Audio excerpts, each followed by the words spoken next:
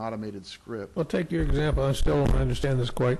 I understand that you want to show your friends different photos than your mom, but when you do use the view as, how are you pretending to be your mom and using her access code? How does that part work? Well, so Facebook has their own method of doing this, and I don't want to assert that I know what that is yet. I only know a few things that have been made public that are fairly vague about it, but it appears that yeah, they're creating. You remember when I mentioned that your web page comes from many different servers, and every data element on it comes from different places? It might be a simple way to compose a page for you from somebody else's viewpoint if you were to use their permissions to do it. And that way the page gets assembled in the same manner as it would be assembled for that other person in a very simple way. That's a possibility. But, so you're saying, literally, if I understand you, that you looking at on your Facebook page would say, I want to do the view as, and then you would type in your mom's name and somehow the computer would use her access code to It would be safe to do that to some degree if the access token always stayed maybe on some server that Facebook owned and was never delivered to my web browser. But if because of a combination of features or a mistake or something like that, her token was ever actually delivered to my web browser, then it could cause a vulnerability like that. All right, now, let's be clear, you're just speculating here. You don't know that that's the way it came down. Right. Okay, all right. I'm speculating. All right. So I'm saying how these things could happen generally to a web app based on many different things. So all right, you got about 2 minutes left. Right. All right. So the only so we do have some preliminary questions that we need to know in order to figure out really what went wrong. How was the view as token developed? How does Facebook test the security and functionality of that prior to release? What processes do they use to test their features like view as? And in general, what security development processes, practices, and policies does Facebook use to test their software prior to release? When did Facebook first detect this issue, and how did they detect it? When did they identify the root cause of this issue, and how did they identify the root cause? Was any report developed by Facebook internally or by a third party to discuss the issue? And how did Facebook determine who was affected by this? What steps did they take to contain and remediate the issue? Those are okay. You're getting more into the argumentation here, but all right. Okay, let's bring yours to a close. I thank you very much for your assistance. Thank you for the opportunity. All right, let's go to the. We'll go to the other side for about. You have an hour or two. We'll probably do about 15 to 20 minutes. Find a legitimate breaking point, take a break, and then come back and finish your part. So, how would you like to proceed? Your Honor, I think we just need a moment to switch the technology so that we can load our screen in. Literally just a moment. That was incredible. Your Honor, Andrew Klubach, again from Latham & Watkins on behalf of defendants. Your Honor, first of all, we appreciate this opportunity. We have endeavored to adhere to the questions that you asked about in your order, where you asked us to talk generally about the issues related to this case, and then you identified some specific topics.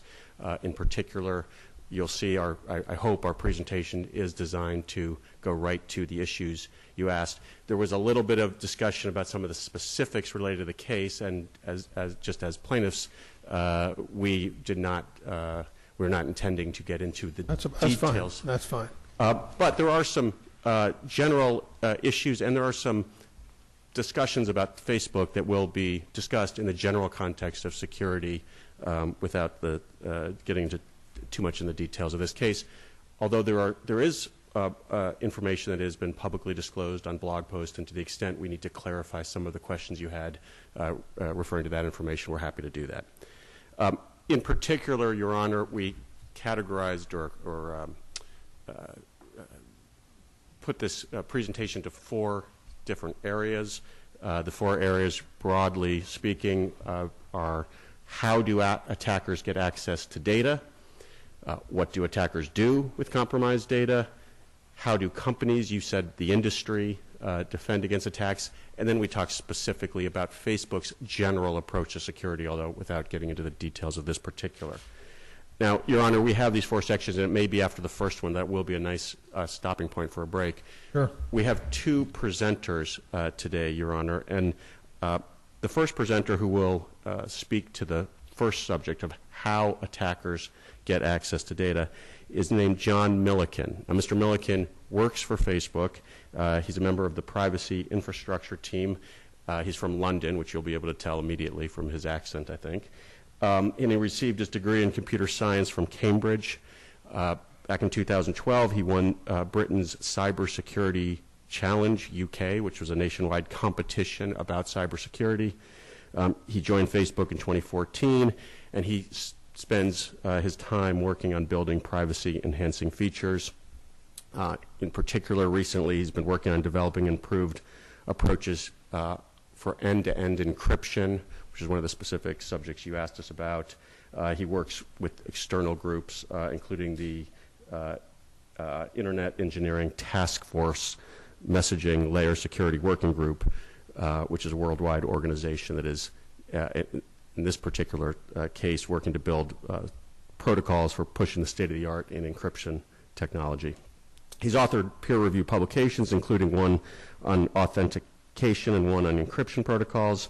He's spoken at a number of conferences, including where he was a keynote speaker at a conference hosted by Parliament, where he actually demonstrated for members of Parliament how an attack could take place. In this case, it was on the BBC, and he'll talk a little bit about that.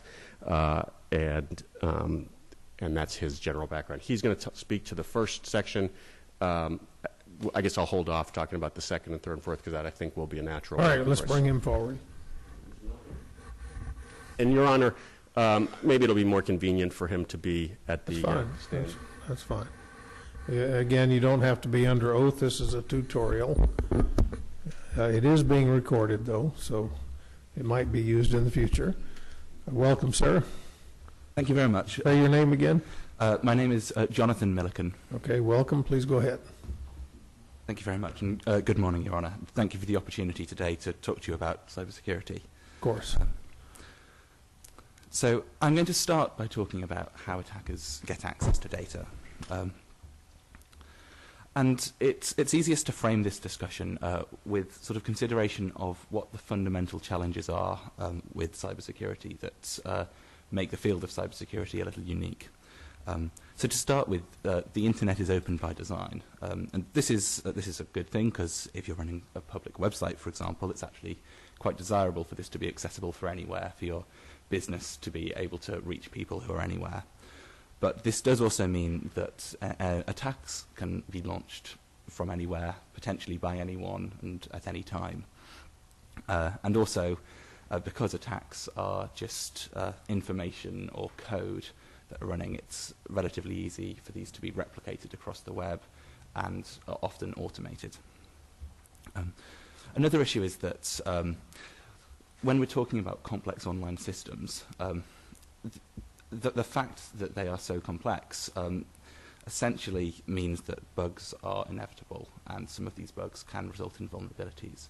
Because we're talking about code bases with millions of lines of code in which there are millions of potential interactions which can't all be predicted or tested, and particularly as these systems evolve over time, predicting what things may happen in future is with existing code is very challenging.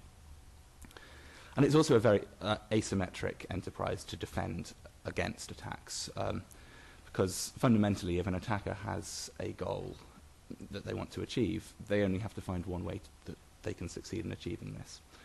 They only need one exploit that can do it. Whereas in defense, you need to be concerned with the entire attack surface of places where these attacks could happen. And so if we want an analogy for the challenge of cybersecurity, people often think about a safe, but this isn't really a great analogy, simply because a safe, for example, has a pretty specific security goal. So, for example, that only the person with the key can access the contents. You're concerned about a limited number of security properties, for example, the strength of the box or whether the lock can be picked. And it's designed in advance of use. It's not some evolving system. So a much better analogy would be a city, for example, where, for example, there are many different entry points, say by foot, by road, etc. But also perhaps things which aren't designed for humans to enter, say the sewage system. A city is constantly evolving. It wasn't designed at some point. There's always construction going on, for example. And its threats vary widely. So, for example, you may want a country's military to defend it against invasion, but also kind of smaller threats, such as people failing to pay for public transport usage, for example. So it's a much closer analogy with many different entry points. It's evolving, and there are just kind of broad risks, many of them unpredictable. And I mentioned this notion of an attack surface on the first slide. So it's worth briefly defining this. So this is all of the points on a network which might be accessible to an external attacker. And so in a highly complex system, this is likely to be very broad. So for example, if you're running a website, your attack surface could well be the servers running your website, the website itself, the user interfaces that are provided, any developer interfaces that allow third parties to interface with your websites, the email accounts that your employees use, and any other portals which these employees use to log in, and then any other third-party systems that your site may connect with. But that's just a few examples. There are many more possibilities. So let's look at how a few attacks may happen. These examples will all be somewhat simplified, but they're designed to kind of give the rough idea. So this first attack is an attack on internal systems. It's sort of an instantiation of the high-level hacker lifecycle that we saw in the previous tutorial. So this example may, for example, start with a phishing email. A phishing email being an email designed to trick someone into doing something against their interests. For example, it may contain an attachment which is actually malware, so software designed to damage the computer or gain unauthorized access in some way. So in this example, if we have a malware attachment and an employee opens it, then this might give an attacker control of that employee's computer, which can then serve as a foothold into the company's network. When you say open, do you mean open the open the email or click on the attachment? Typically these days it would be clicking on the attachment specifically. Generally, just opening an email wouldn't succeed these days, although I couldn't say for certain if that's always the case. Okay. So let's take that example. When you click on you get the phishing email, and then there's a thing. I know enough not to click on it. I'm afraid to even open them. So, but let's say you click on it. So what happens then if it's malware? So it depends really, but typically we'd expect it to exploit some vulnerability which allows it to gain access that it shouldn't. I have a few slides on vulnerabilities later on. Okay. You proceed. Thank you, Your Honor. So if an attacker has a foothold into the company network, this is now a point where they may be able to gain privileged access. And so this device may already have privileged access, or it may be able to move elsewhere within the network so that they do. And so an attacker's goal is, for example, to steal data from the company's database. Once they've reached a point in the network where they can access this, the malware can simply exfiltrate the data back. I say simply, none of this is necessarily simple, but the compromise, of course, has made it significantly easier for the attacker. So let's look now at another attack, which could be an attack on a web platform. And so on this slide, we're seeing the attacker is using a website directly. And so this screen, this web interface, is their own computer. And so what might happen is an attacker experiments with a website and they go looking for bugs. For example, potentially using the tool that Ms. France described earlier.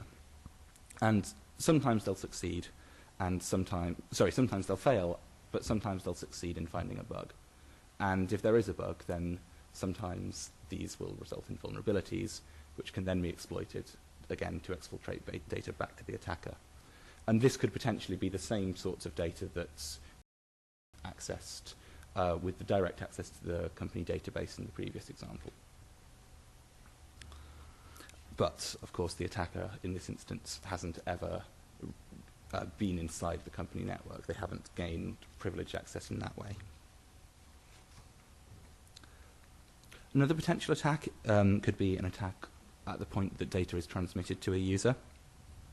And so the previous tutorial discussed about how you mentioned about how connections go through a variety of routers and switches. And so no connection is direct. And so if one of these routers in the middle is malicious, for example, a free Wi-Fi network that you may connect to in a coffee shop, if someone sets one up and you can't distinguish that from an actual legitimate one, then